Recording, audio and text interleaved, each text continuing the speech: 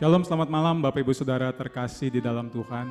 Bersyukur di tengah segala aktivitas kita, Tuhan masih mengundang kita untuk boleh berkumpul kembali sebagai gerejanya, untuk boleh sama-sama berdoa dan juga untuk beribadah kepada Tuhan dan juga mendengarkan firman Tuhan melalui kebaktian doa pada malam hari ini. Mari saat ini saya mengajak kita semua untuk boleh menenangkan hati dan pikiran kita. Kita mau datang kepada Tuhan, mari kita mengambil waktu teduh sejenak.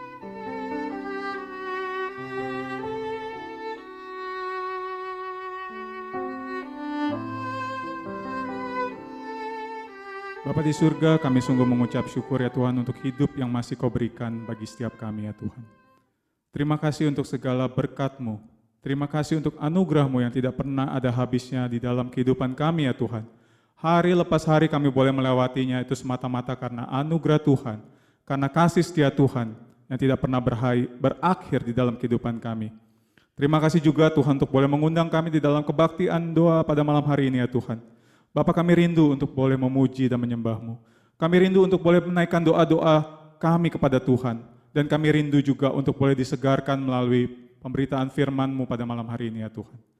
Kiranya Tuhan memberkati kebaktian doa pada malam hari ini. Demi nama-Mu kami berdoa dan kami mengucap syukur. Amin. Mari pada saat ini sama-sama kita datang kepada Tuhan. Kita menaikkan syukur kita kepadanya. Bagi Yesus, satu-satunya nama yang layak untuk kita muliakan.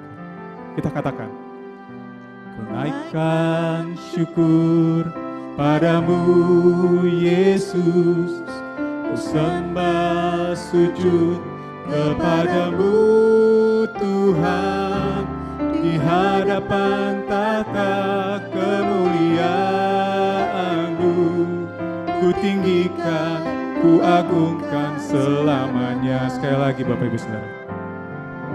Ku naikkan syukur padamu Yesus, ku sembah sujud kepadamu Tuhan, di hadapan tata kemuliaan-Mu, ku tinggikan, ku agungkan selamanya. Segala pujian bagi Yesus. Segala puji syukur bagimu, ku tinggikan nama-Mu selalu. Kemuliaan hanya bagi-Mu, terpujilah nama-Mu. Sekali lagi Bapak Ibu Saudara, kita naikkan pujian ini dengan kesungguhan hati kita. Mari sama-sama katakan, ku naikkan syukur padamu Yesus, ku sembah sujud kepadamu Tuhan, di hadapan tahta kemuliaan-Mu, ku tinggikan, ku agungkan selamanya. Segala pujian, segala puji syukur bagi-Mu, ku tinggikan nama-Mu selalu. Kemuliaan hanya bagi-Mu, terpujilah nama-Mu. Segala puji syukur bagi-Mu, ku tinggikan nama-Mu selalu ya Yesus. Kemuliaan hanya bagi-Mu, terpujilah nama-Mu, terpujilah nama-Mu. Segala pujian dan kemuliaan bagi Yesus Tuhan kita. Amin. Kita sama-sama akan menaikkan beberapa pokok doa pada saat ini. Yang pertama, mari kita bersama-sama bersehati, berdoa bagi saudara-saudara kita yang saat ini terinfeksi oleh virus COVID-19 ini. Mari kita mendoakan mereka, kiranya Tuhan boleh beranugerah kepada mereka, memberikan mereka kekuatan secara fisik dan juga psikis. Dan kiranya juga Tuhan beranugerah untuk boleh memulihkan mereka kembali. Dan kita juga berdoa untuk kerohanian setiap mereka yang berjuang melawan COVID-19 ini, kiranya iman mereka boleh tetap teguh di dalam Tuhan, dan kiranya melalui peristiwa yang Tuhan izinkan ini, mereka dapat mengalami lawatan Tuhan secara pribadi. Mari kita berdoa. Bapa di surga, saat ini kami datang kepadamu ya Tuhan. Kami mau berdoa untuk saudara-saudara kami ya Tuhan, dimanapun mereka berada saat ini ya Tuhan. Mereka yang terinfeksi oleh virus COVID-19 ini ya Tuhan. Bapa, kami berdoa saat ini kepadamu ya Tuhan, memohon Tuhan boleh kiranya memulihkan mereka ya Tuhan. Kami berdoa kiranya Tuhan boleh menyembuhkan mereka ya Tuhan. Kami berdoa kiranya Tuhan boleh menguatkan fisik dan psikis mereka ya Tuhan, sehingga mereka boleh melewati masa-masa ini ya Tuhan. Kami juga berdoa ya Tuhan, biar kiranya iman mereka boleh tetap teguh di dalam Engkau ya Tuhan. Mereka tidak menjadi lemah iman mereka, tapi mereka boleh tetap percaya bahwa Tuhan adalah Tuhan yang senantiasa menyertai, yang tidak meninggalkan mereka. Dan biar kiranya melalui peristiwa yang Tuhan izinkan ini, mereka juga boleh mengalami lawatan secara pribadi dengan Engkau ya Tuhan. Terima kasih ya Bapa, kami mau menyerahkan saudara-saudara kami ini ke dalam tangan-Mu. Di dalam nama-Mu kami berdoa dan mengucap syukur. Untuk pokok doa yang kedua, mari sama-sama kita berdoa. Kita mengucap syukur untuk teknologi yang Tuhan izinkan boleh ada di sekitar kita, yang Dia anugerahkan kepada kita. Nah, khususnya untuk media sosial yang ada saat ini bersama-sama dengan kita. Kita berdoa kiranya Tuhan menuntun setiap kita gerejanya dalam menggunakan media sosial yang ada bersama-sama dengan kita ini dengan bijaksana. Dan kiranya melalui media sosial ini kita bisa memberikan semangat, memberikan firman Tuhan, bahkan Injil diberitakan melalui media sosial yang Tuhan izinkan boleh berada bersama-sama dengan kita. Sehingga setiap orang-orang yang menerimanya boleh dikuatkan iman mereka untuk boleh tetap berjalan bersama dengan Tuhan. Mari kita berdoa. Bapa, kami saat ini juga berdoa Tuhan, mengucap syukur untuk teknologi yang Tuhan hadirkan bersama dengan kami. Khususnya media sosial yang ada ya Tuhan. Bapak, kami berdoa saat ini ya Tuhan, untuk setiap kami yang menggunakan media sosial ini, biar kiranya kami boleh menggunakan sarana ini ya Tuhan, alat ini ya Tuhan, untuk boleh memberikan semangat, memberikan damai sejahtera ya Tuhan, ketika kami memposting sesuatu atau mengirimkan pesan sesuatu kepada orang lain ya Tuhan, sehingga mereka menerimanya juga boleh mengalami sukacita itu, semangat itu untuk boleh tetap teguh berjalan bersama dengan Tuhan, khususnya di tengah-tengah masa yang mungkin sukar ini ya Tuhan, mereka boleh tetap percaya kepada Tuhan, iman mereka boleh tetap teguh kepada Tuhan. Biar kami boleh belajar untuk melayani Tuhan, biar kami boleh belajar untuk menginjili juga Tuhan melalui media sosial yang Tuhan hadirkan bersama-sama dengan kami. Terima kasih ya Bapa. Demi nama-Mu kami berdoa dan kami bersyukur. Untuk pokok doa yang ketiga, mari saat ini kita berdoa untuk pemerhatian jemaat yang dilakukan oleh gereja kita. Kita berdoa kiranya Tuhan menolong setiap para hamba Tuhan dan juga tim pemerhati dan juga setiap orang yang terlibat di dalam pemerhatian kepada jemaat ini. Kita mohon kiranya Tuhan boleh memberikan hati kepada setiap hamba Tuhan dan juga tim pemerhati dan orang-orang yang terlibat ini. Tuhan memberikan hati seperti hatinya untuk boleh melayani dan juga boleh mengasihi jemaat Tuhan. Kita juga memohon kiranya Tuhan senantiasa menuntun dengan hikmat-Nya untuk pelayanan ke depan mengenai pemerhatian jemaat ini, pelayanan seperti apa yang Tuhan kehendaki, khususnya di masa-masa COVID-19 ini. Mari sama-sama kita berdoa. Kami juga mau menyerahkan ya Tuhan, pemerhatian jemaat yang ada di gereja ini ya Tuhan. Kami berdoa untuk setiap hamba Tuhan dan juga tim pemerhati dan juga setiap orang yang terlibat di dalamnya ya Tuhan. Mohon kiranya Tuhan boleh memberikan kami hati yang seperti hati-Mu ya Tuhan. Hati yang mau mengasihi jemaat-Mu, hati yang mau melayani ya Tuhan. Sehingga setiap jemaat Tuhan boleh dilayani dengan baik. Kami juga berdoa untuk rencana pelayanan ke depan terkait dengan COVID-19 ini ya Tuhan, di mana kami mungkin mengalami kesulitan untuk bisa bertemu secara langsung ya Tuhan. Tapi biarlah kami tetap memohon tuntunan Tuhan, pimpinan Tuhan untuk pelayanan-pelayanan yang Tuhan kehendaki untuk kami kerjakan ya Tuhan. Mengenai pemerhatian jemaat ini ya Tuhan. Kami mau serahkan di dalam tangan Tuhan. Demi nama-Mu kami berdoa dan kami mengucap syukur. Untuk pokok doa yang terakhir, mari saat ini kita berdoa untuk Komisi Adelpos, pelayanan kaum pria di gereja kita. Kiranya melalui persekutuan dan relasi yang terjalin satu dengan yang lain, itu boleh membangun iman masing-masing jemaat Tuhan yang ada, khususnya para pria. Kita juga berdoa agar kiranya Tuhan menuntun dan mengajar setiap pria di gereja kita untuk senantiasa hidup bijaksana dan juga mencintai Tuhan dan juga mencintai keluarga yang Tuhan percayakan kepadanya, dan kiranya Tuhan memberkati setiap usaha dan pekerjaan para pria di gereja kita. Mari kita berdoa. Saat ini kami juga mau menyerahkan untuk anak-anak-Mu ya Tuhan. Kami mau berdoa untuk Komisi Adelpos ya Tuhan. Pelayanan yang Tuhan percayakan boleh ada di gereja ini ya Tuhan. Kami berdoa untuk setiap para pria ya Tuhan. Di gereja ini ya Tuhan, kiranya melalui persekutuan ini iman mereka boleh semakin diteguhkan untuk percaya kepada Tuhan, untuk tetap senantiasa bersandar kepada Tuhan. Mereka masing-masing boleh mengalami pertumbuhan iman kepada Tuhan, semakin mengenal Tuhan. Kami berdoa biarlah melalui persekutuan ini bukan hanya membuat mereka mengenal Tuhan secara pikiran saja, tapi boleh belajar untuk mengenal Tuhan secara hati mereka. Mereka boleh mencintai Tuhan, mereka boleh mencintai keluarga yang Tuhan percayakan kepada mereka, istri mereka, anak-anak mereka, mereka boleh mencintainya seperti Engkau mengasihi jemaat-Mu ya Tuhan. Kami berdoa juga ya Tuhan, untuk setiap pekerjaan dan usaha yang Tuhan percayakan kepada mereka, kiranya Tuhan boleh memberkati anak-anak-Mu ini ya Bapa. Terima kasih ya Bapa, di dalam nama-Mu kami berdoa dan kami mengucap syukur. Amin.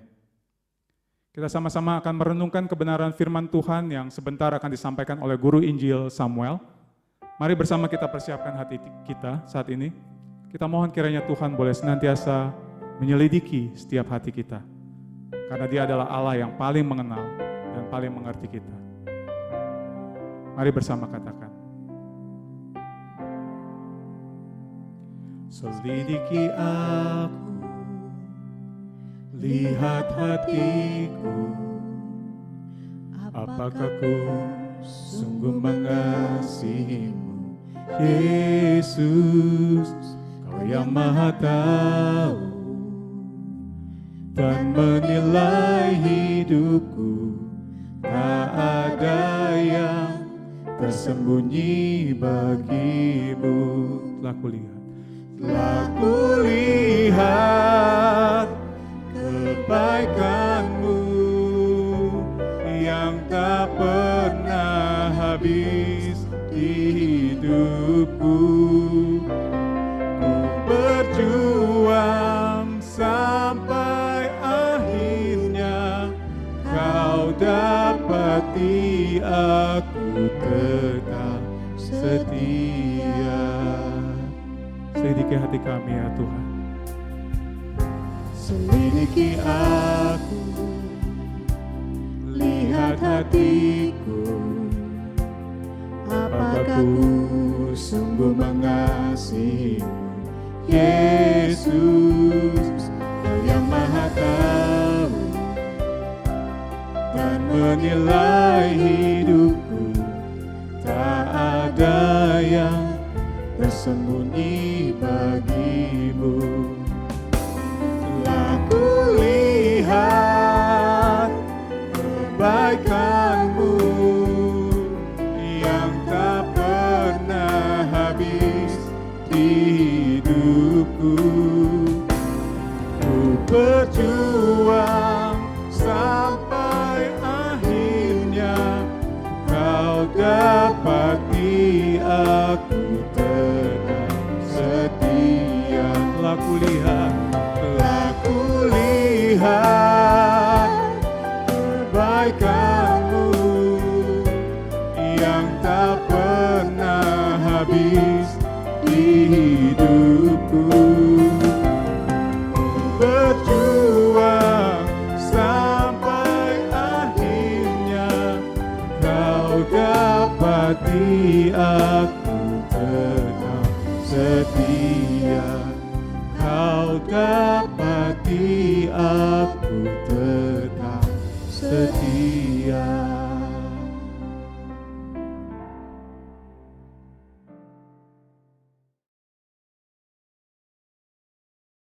Selamat malam Bapak Ibu yang dikasihi oleh Tuhan. Sungguh bersyukur kalau hari ini kita boleh bersama-sama beribadah dan juga tentunya sudah memuji nama Tuhan, menaikkan doa-doa kita, dan kita percaya bahwa Tuhan yang begitu mengasihi kita adalah Tuhan yang mendengar doa-doa kita. Dan mari kita bersama-sama mempersiapkan diri kita untuk mendengarkan firman Tuhan pada malam hari ini. Dan mari kita tundukkan kepala, memohon belas kasih Tuhan. Kiranya Roh Kudus menolong kita. Mari kita berdoa. Bapa kami yang di surga, kami mengucap syukur ya Tuhan, untuk segala anugerah, untuk segala kasih-Mu yang Kau terus berikan kepada kami ya Tuhan. Dan kami bersyukur kalau saat ini kami boleh merasakan akan penyertaan Tuhan, pertolongan Tuhan. Terima kasih ya Tuhan. Dan sebentar kami akan belajarkan firman-Mu. Kami mohon belas kasih-Mu ya Tuhan. Kiranya penyertaan-Mu juga hadir di dalam kehidupan kami hari ini, untuk kami boleh mengerti firman-Mu, sehingga melalui penyertaan-Mu ini ya Tuhan, kami dibimbing, dibuat mengerti, sehingga tidak hanya pengertian yang kami dapatkan, tetapi sungguh ya Tuhan, ada kemauan untuk berubah, sesuai dengan apa yang Tuhan mau. Tolong juga hamba-Mu yang akan menyampaikan kebenaran firman-Mu, kiranya Tuhan memberikan hikmat, anugerah, tutur kata yang sungguh, mencerminkan akan kuasa Tuhan, dan biarlah kuasa Tuhan yang nyata pada malam hari ini, untuk terus memuliakan nama-Mu. Terima kasih ya Tuhan, ini seluruh doa kami. Demi nama-Mu yang kudus Tuhan kami, Yesus Kristus, kami ucap syukur dan berdoa. Amin. Bapak Ibu yang dikasihi oleh Tuhan, malam hari ini kita akan belajar bersama-sama tentang satu tema, yaitu kepemimpinan Yoab. Ya, Yoab adalah salah satu tentara atau prajurit daripada Daud. Dan kita tahu bahwa Yoab kurang lebih 40 tahun mengabdi dengan baik kepada Daud dan setia mengikut Daud. Dan menarik Bapak Ibu dikasihi oleh Tuhan, seorang Yoab adalah seorang yang begitu luar biasa ketika terus dia diberikan akan kepercayaan untuk memimpin pasukan dan juga membawa pasukan, dan banyak sekali kemenangan-kemenangan yang diperolehnya. Dan malam hari ini kita akan bersama-sama mencoba untuk melihat siapa sosok Yoab ini. Dan kita akan melihat bagaimana kepemimpinan yang hadir di dalam diri Yoab itu. Mari kita bersama-sama membuka di dalam satu bagian firman Tuhan, yaitu 2 Samuel pasal 19, ayat 1 sampai yang ke-8. Demikian firman Tuhan. Lalu diberitahukanlah kepada Yoab, ketahuilah, raja menangis dan berkabung karena Absalom. Pada hari itulah kemenangan menjadi perkabungan bagi seluruh tentara. Sebab pada hari itu, tentara itu mendengar orang berkata, raja bersusah hati karena anaknya. Sebab itu, tentara itu masuk kota dengan diam-diam pada hari itu, seperti tentara yang kena malu kembali dengan diam-diam karena melarikan diri dari pertempuran. Raja menyelubungi mukanya, dan dengan suara nyaring merataplah raja, anakku Absalom, Absalom, anakku, anakku.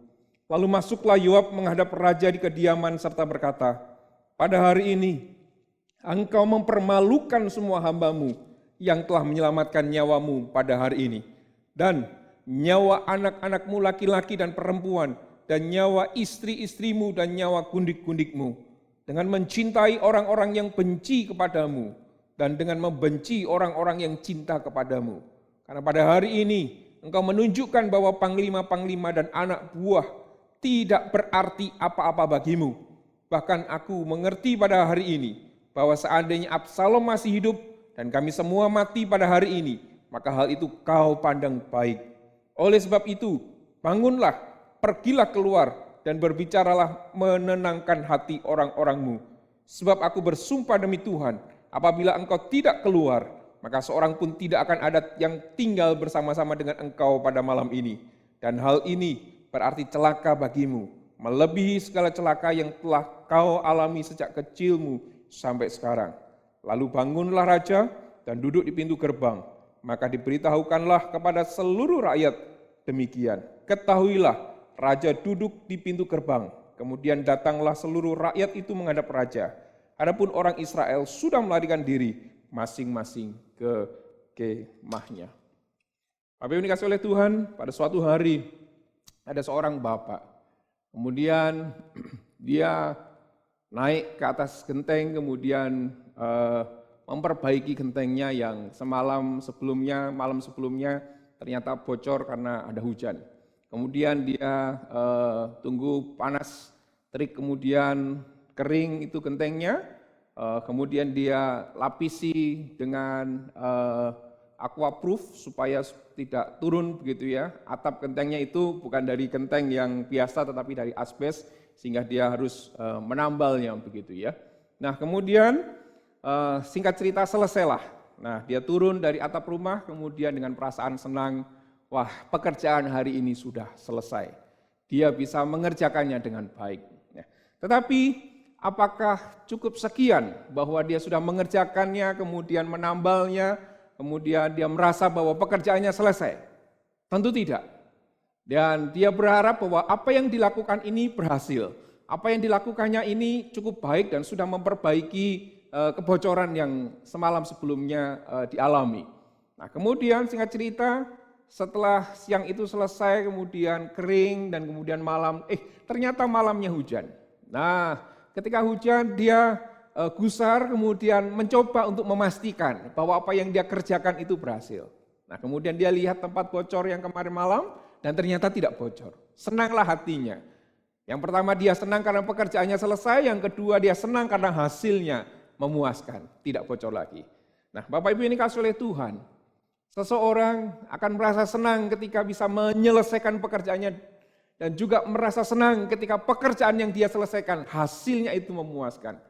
Bapak Ibu ini kasih oleh Tuhan, ketika kita mengikut Tuhan, ketika kita diberikan tugas oleh Tuhan, panggilan oleh Tuhan, ketika kita menjawab, tidak hanya selesai bahwa kita menjawab panggilan Tuhan, tetapi bagaimana juga kita menyelesaikan panggilan itu dengan baik, sehingga kita merasa bagaimana Tuhan yang dibuat senang. Nah Bapak Ibu ini kasih oleh Tuhan, mari kita belajar bersama-sama dari seorang yang namanya Yoab. Dia adalah seorang prajurit, bahkan dia adalah seorang pemimpin daripada pasukan. Siapakah Yoab ini? Ya, mari kita perhatikan bersama-sama. Ketika kita belajar mengenai kepemimpinan Yoab, kita perhatikan di dalam 2 Samuel pasal yang ke-10, 2 Samuel pasal yang ke-10 ayatnya yang ke-7. Demikian firman Tuhan, ketika Daud mendengar hal itu, disuruhnyalah Yoab maju dengan segenap pasukan pahlawan. Nah, Yoab ini meskipun dia disuruh maju, ada pasukan yang besar, Amon dan juga Aram. Nah, ini mengepung dari 2 sisi, tetapi dia begitu beraninya ya menghadapi. Kemudian nanti singkat cerita akan dibagi, Amon akan dihadapi oleh Abisai, kemudian Yoab akan menghadapi Aram begitu ya. Dan mereka menang akhirnya. Tidak hanya itu, tidak hanya di dalam 2 Samuel pasal 10 ayat yang ke-7. Perhatikan di dalam pasal 11 ayat 1 dan juga pasal 12 ayat 26. Pada pergantian tahun pada waktu raja-raja biasanya maju berperang, maka Daud menyuruh Yoab maju beserta orang-orangnya dan seluruh orang Israel. Dikatakan apa? Mereka memusnahkan Bani Amon dan mengepung kota Raba. Sedang Daud sendiri tinggal di Yerusalem. Pasal 12 ayat 26. Yoab berperang melawan Raba, kota Bani Amon, dan ia merebut kota kerajaan. Perhatikan di sana, Yoab adalah seorang pemimpin yang berani. Dia disuruh, dia diminta kemana untuk memimpin pasukan. Dia pergi, dia tidak ada takut-takutnya. Yoab adalah seorang pemimpin pasukan yang berani. Jadi hal pertama kita dapatkan dari seorang Yoab, Yoab adalah seorang pemimpin yang sangat berani dan bahkan berani mengambil resiko. Perhatikan, ketika tadi yang pertama dia harus melawan Aram dan juga Amon bersama dengan Abisai adiknya. Dia begitu berani dan resikonya tentunya adalah kematian buatnya. Jadi seorang pemimpin adalah seorang pemimpin yang berani, bahkan berani meskipun ada resiko. Yang kedua, Yoab adalah seorang pemimpin yang tegas, yang hebat, dan juga pandai berperang. Perhatikan di dalam hal ini, setiap kali diberikan tugas untuk berperang, Yoab dapat menyelesaikannya dengan baik. Dia adalah seorang pemimpin yang hebat, pemimpin yang punya kemampuan yang luar biasa. Kita coba perhatikan di dalam pasal 19 ayat 5-6. Perhatikan, lalu masuklah Yoab menghadap raja di kediamannya serta berkata, pada hari ini engkau mempermalukan semua hambamu yang telah menyelamatkan nyawamu pada hari ini, dan nyawa anak-anakmu laki-laki dan perempuan, dan nyawa istri-istrimu, dan nyawa kunik-kunikmu dengan mencintai orang-orang yang benci kepadamu, dengan membenci orang-orang yang cinta kepadamu. Karena pada hari ini engkau menunjukkan bahwa panglima-panglima dan anak buah tidak berarti apa-apa bagimu. Sekali lagi, Yoab ingin menegaskan, itu semua tidak berarti bagimu, hai Daud. Begitu ya. Kemudian dilanjutkan, bahkan aku mengerti pada hari ini, bahwa seandainya Absalom masih hidup dan kami semua mati pada hari ini, maka hal itu apa? Kau pandang baik. Ini adalah satu cerminan bahwa Daud begitu sedih karena anaknya yang memberontak tadi, kemudian dibunuh oleh Yoab. Nah di dalam hal ini, kemudian ini sangat melukai seorang Yoab. Hati dan perasaan pasukannya yang sudah berjerih lelah berperang melawan Absalom dan pasukannya yang ingin memberontak. Dan saat itulah Yoab mengingatkan, kalaupun pasukanmu mati hari ini, mungkin saja itu kau pandang baik, yang penting Absalom hidup. Yoab tidak memikirkan dirinya sendiri, tapi Yoab memikirkan, mengajak Daud untuk memikirkan, jangan pikirkan dirimu sendiri. Kita tahu bahwa Absalom adalah memang anaknya, tetapi dia ingin memberontak dan bahkan sudah mengambil hati banyak orang Israel. Dan saat itulah kita melihat bahwa Yoab merasa dia adalah pemberontak dan seharusnya dibunuh. Tapi ini kasih oleh Tuhan, tidak hanya itu. Coba kita lanjutkan di ayat yang ke-7. Oleh sebab itu bangunlah, pergilah keluar dan berbicara menenangkan hati orang-orangmu. Tenangkan hati orang-orangmu, jangan pikir bahwa kamu sedang bersedih sendiri, hai Raja Daud. Tetapi lihatlah orang-orangmu, pasukan-pasukanmu yang sudah membelamu, yang sudah berperang untukmu. Yang saat ini juga mereka pulang ke kota dengan diam-diam karena engkau malah sedang berduka karena Absalom. Bapak Ibu ini kasih oleh Tuhan. Seorang Yoab juga adalah seorang yang tegas, berani mengingatkan Daud di dalam ayat 5-7 ini. Kesimpulan dari poin yang kedua ini adalah seorang pemimpin seharusnya bisa mengambil keputusan yang baik. Jangan hanya memikirkan dirinya sendiri, kemudian melupakan kepentingan bersama. Seorang pemimpin yang baik adalah mengambil keputusan yang bijaksana. Bukan sekedar untuk menguntungkan dirinya sendiri. Bukan karena seorang Daud yang bersedih hati karena kehilangan anaknya. Tetapi seharusnya adalah seorang Daud yang juga memikirkan pasukannya. Seorang pemimpin tidak hanya memikirkan dirinya sendiri. Tetapi mementingkan bagaimana perasaan bersama. Yang ketiga, kita perhatikan, Yoab adalah seorang pemimpin pasukan yang meskipun sudah 40 tahun mengikut Daud, tapi di dalam akhir-akhir kehidupannya, dia adalah seorang pemimpin yang tidak setia sampai akhir. Coba kita perhatikan di sini. Yang pertama, kita perhatikan di dalam pasal 18 ayat yang kelima. Dan raja memerintahkan kepada Yoab, Abisai dan Itai demikian, perlakukanlah Absalom orang muda itu dengan lunak karena aku. Dan seluruh tentara mendengar ketika raja memberi perintah itu kepada semua, kepada pasukan mengenai Absalom. Perhatikan, Raja Daud memberikan perintah bahwa perlakukan Absalom orang muda itu dengan lunak karena aku. Memperlakukan dengan kasar saja enggak boleh, apalagi membunuh. Coba perhatikan sekarang apa yang dilakukan oleh seorang Yoab. Sebelum dia membunuh, ada ayat yang menarik yang kita perlu cermati. Di dalam pasal 18 ayat 12-13 dikatakan demikian. Tetapi orang itu berkata kepada Yoab, ya, orang yang melaporkan mengenai kondisi dari Absalom. Perhatikan, sekalipun aku mendapat 1000 shikal perak, ya, mendapatkan upah yang banyak di telapak tanganku, takkan aku menjamah anak raja itu. Sebab apa? Di depan telinga kamilah raja memberi perintah kepadamu dan kepada Abisai dan kepada Itai katanya, lindungilah Absalom orang muda itu karena aku. Perhatikan kata ini, raja memberi perintah. Di dalam ayat yang kelima juga memakai kata perintah ini. Raja memerintahkan. Kemudian kalimat selanjutnya ketika raja memberi perintah. Sekali lagi, penulis dari kitab 2 Samuel ingin menegaskan kalimat ini. Raja memberi perintah, raja memerintahkan. Tidak hanya itu, orang ini kemudian mengingatkan mengenai apa yang sudah dikatakan oleh raja kepada Yoab. Hai Yoab, raja sudah memberi perintah lu. Ini sebelum Yoab membunuh Absalom. Jadi, setidak-tidaknya prajurit ini sudah mengingatkan. Ingat, sebelumnya raja sudah memberikan perintah, yaitu perlakukan Absalom itu dengan lunak, jangan dengan kasar, apalagi membunuh. Nah kemudian di dalam ayat 13 dilanjutkan kalimat ini. Perintah, kemudian ada kalimat lanjutnya. Sebaliknya jika aku mencabut nyawanya dengan khianat, tidak ada sesuatu pun yang tinggal tersembunyi kepada raja, maka engkau akan menjauhkan diri.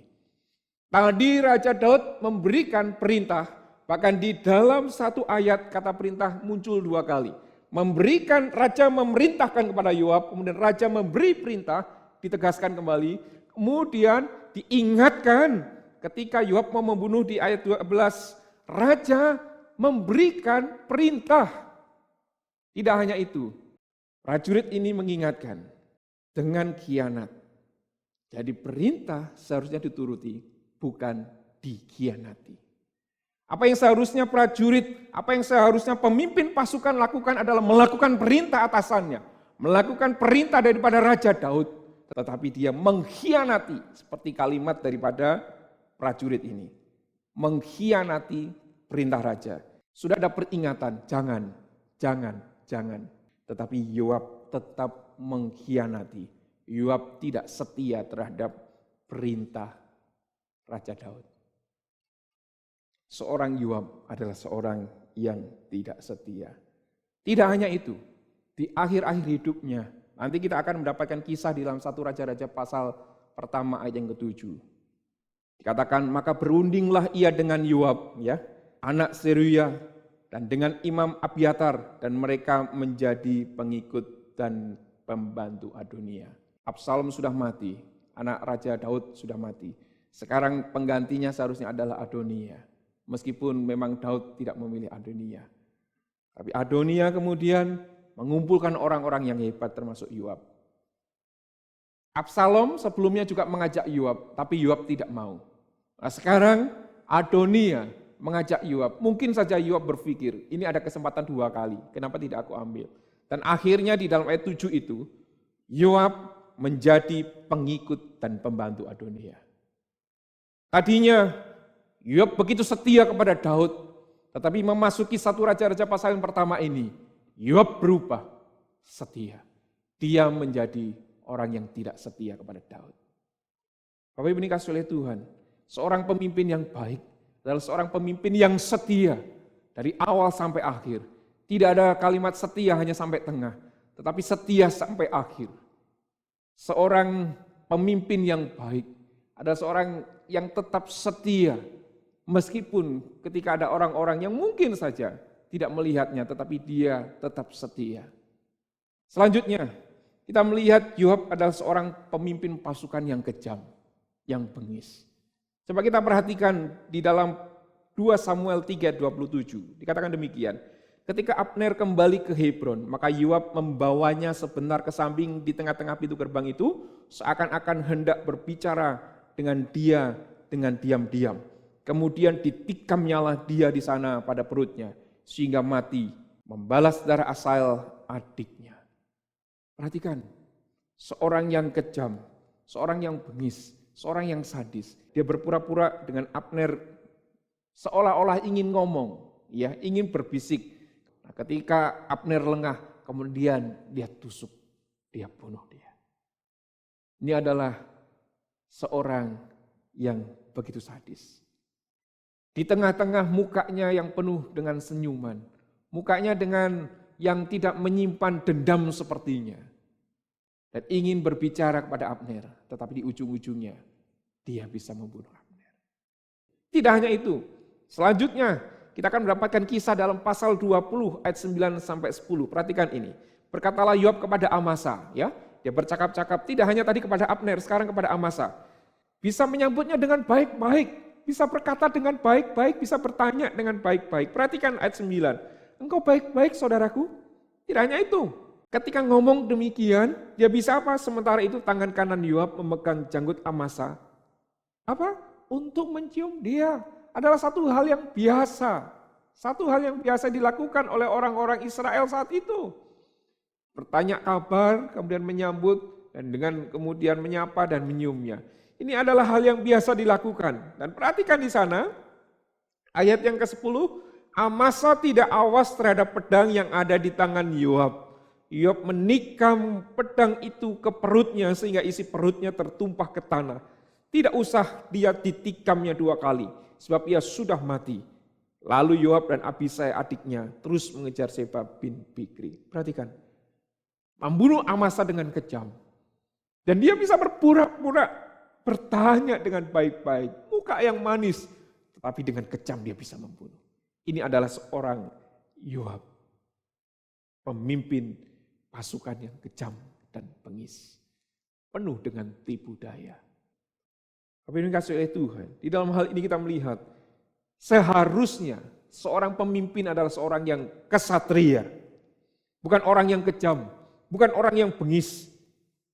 Memang benar seorang pemimpin memiliki otoritas, tetapi seorang pemimpin bukanlah seorang yang otoriter tentunya. Di dalam hal ini Bapak Ibu dikasih oleh Tuhan, ketika kita melihat sosok figur daripada Yoab, kita memperoleh beberapa hal tentang kepemimpinan. Yang pertama, pemimpin adalah seorang yang berani dan bisa mengambil keputusan yang bijaksana. Orang seperti inilah yang seharusnya layak menjadi pemimpin. Bisa mengambil keputusan yang bijaksana. Berani mengambil keputusan di tengah-tengah perbedaan yang ada. Yang kedua, pemimpin adalah seorang yang cakap atau memiliki kemampuan sesuai dengan bidangnya. Yoab memiliki kemampuan berperang karena memang bidangnya adalah seorang pemimpin pasukan. Jadi seorang pemimpin adalah seorang yang memiliki kemampuan di bidangnya. Kemudian yang ketiga, kalau Yoab adalah orang yang setia tetapi tidak sampai akhir. Tapi seorang pemimpin seharusnya adalah seorang yang setia sampai akhir. Apa yang dikasih oleh Tuhan? Perhatikan cerita di awal khotbah tadi. Pekerjaan Bapak tadi adalah menyelesaikan, menambal akan bocornya asbes di atap rumahnya. Kemudian dia pastikan ketika ada hujan malam itu tidak bocor. Dia sukses menambal dan hasilnya baik. Tetapi tidak hanya itu, 3 hari kemudian hujan turun kembali dengan begitu derasnya disertai dengan angin. Dan ketika melihat lagi bekas bocoran sebelumnya, dia melihat tidak bocor. Artinya apa? Pekerjaannya begitu lulus ujian. Berarti sukses, baik. Apa yang dikasih oleh Tuhan? Sebagai anak-anak Tuhan, secara khusus sebagai pemimpin, kita sedang diuji melalui waktu yang ada. Kita diuji melalui kondisi yang ada. Apakah kita menjadi pemimpin yang baik, pemimpin yang setia? Apakah kita menjadi anak Tuhan yang baik, menjadi anak Tuhan yang setia? Tidak hanya di awal, tetapi sampai akhir kita tetap menjadi anak Tuhan, menjadi pemimpin yang baik dan setia. Perhatikan di dalam Matius pasal 25 ayat 21 dan 23. Apa yang dikatakan di sana? Maka kata tuannya itu kepadanya, baik sekali perbuatanmu itu, hai hambaku yang baik dan setia. Engkau telah setia dalam perkara kecil, aku akan memberikan kepadamu tanggung jawab dalam perkara besar. Masuklah dan turutlah dalam kebahagiaan Tuhanmu. Di dalam ayat 21 dikatakan demikian. Dan ayat 23 mengulang kalimat yang sama, tetapi ada kata yang ditambahkan. Perhatikan di dalam ayat 23. Maka kata tuannya itu kepadanya, baik sekali perbuatanmu itu, hai hambaku yang baik dan setia. Engkau telah memikul tanggung jawab. Ditambahkan kalimat ini. Memikul tanggung jawab dalam perkara yang kecil. Aku akan memberikan kepadamu tanggung jawab dalam perkara yang besar. Masuklah dan turutlah dalam kebahagiaan Tuhanmu. Memikul berarti melakukan sesuatu. Memikul berarti dengan aktif melakukan sesuatu. Bapak Ibu ini kasih oleh Tuhan, sebagai anak-anak Tuhan, mari kita dengan aktif melakukan tanggung jawab, menunaikan tugas dan tanggung jawab kita, panggilan kita. Hari ini, jika engkau adalah pemimpin, baik itu mungkin di perusahaan, di organisasi tertentu, tunaikanlah, kerjakanlah tugas dan tanggung jawabmu dengan baik. Ketika engkau memimpin sebuah keluarga, tunaikanlah, kerjakanlah tugasmu dengan baik. Sehingga Tuhan kita, yaitu Tuhan, pada akhirnya akan mengatakan, engkau adalah hambaku yang baik dan setia. Amin. Mari kita berdoa. Bapa kami yang di surga, kami ucap syukur ya Tuhan. Kalau malam hari ini kami boleh bersama-sama belajar untuk boleh melihat bagaimana Tuhan memanggil kami, memberikan tugas dan tanggung jawab. Dan Tuhan menginginkan kami melakukannya, menunaikannya dengan baik dan setia. Tuhan tolonglah kami ya Tuhan. Kalau malam hari ini kami belajar bersama-sama dari seorang Yoab, yaitu seorang yang dipercaya oleh Daud. Dia adalah pemimpin pasukan, dia adalah orang yang berani. Seharusnya seorang pemimpin adalah seorang yang berani dan bisa mengambil keputusan dengan baik ya Tuhan.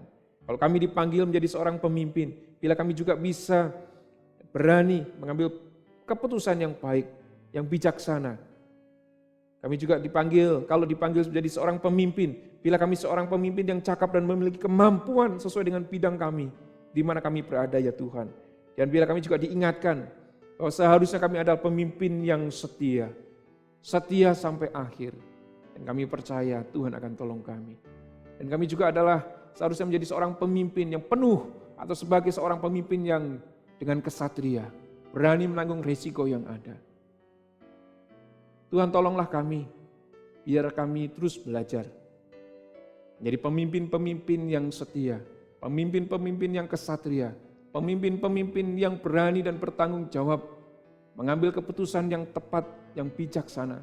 Tuhan tolong kami, biarlah kami terus mengerjakan tugas dan panggilan kami sesuai dengan apa yang Tuhan berikan kepada kami. Terima kasih ya Tuhan, ini seluruh doa kami. Biarlah nama Tuhan dimuliakan, biarlah Tuhan diagungkan melalui setiap pekerjaan dan tugas yang kami lakukan sebagai anak-anak-Mu ya Tuhan. Terima kasih, ini seluruh doa kami. Di dalam nama Tuhan Yesus kami ucap syukur dan berdoa. Amin. Selamat malam Bapak Ibu dikasihi oleh Tuhan, kebaktian doa kita selesai saat teduh dan Tuhan Yesus memberkati. Amin.